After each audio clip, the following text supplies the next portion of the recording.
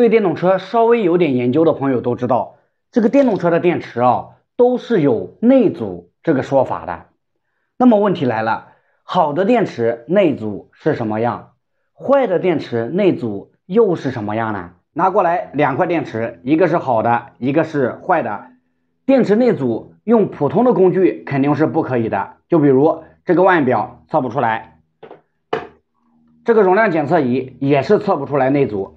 想要准确知道电池内阻的状态，我们必须要用上一个专门的内阻检测仪，就是这个工具。接下来我会用它给大家看一下这两块电池内阻的表现是什么样。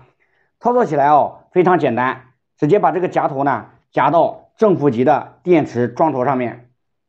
通电之后有这个电压类型的选择，我们电动车的电池单块无论是大的还是小的，只要是单块它都是12伏的，那么就是确定。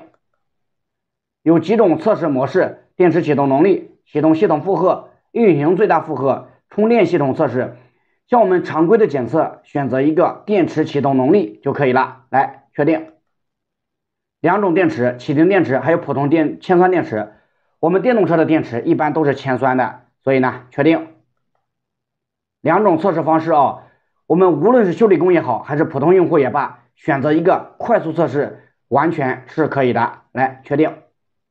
最后一项就是个电池容量的选择，我们根据当前检测电池的这个容量呢进行调节就可以了。就比如视频中的这个电池呢，它就是20安的，那么我们就选择20安。如果说你不知道自己电池的容量是多少，我们看这个电池的侧面就可以了。就比如这个电池上写着10i，那么就调到10i就可以了。当然了，视频类的这是20所以说就是20，确定。好，开始测试。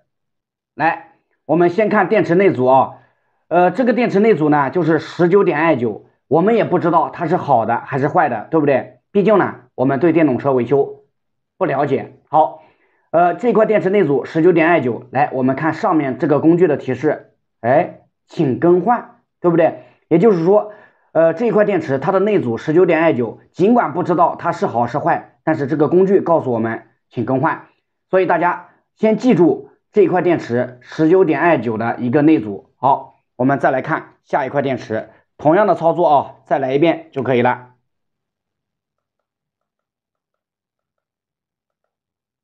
开始测试。这块电池内阻是11.55，很明显呢比刚刚的那块电池内阻呢要小上很多。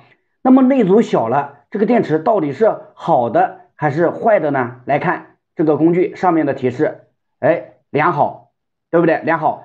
那么由此可见，电池内阻越小，那么电池就越好；相反，内阻越大，电池就越差。这个呢就是电动车维修上的一个知识点我们用这个专门的内阻检测仪就可以帮助我们学到很多东西。好，就到这里哈。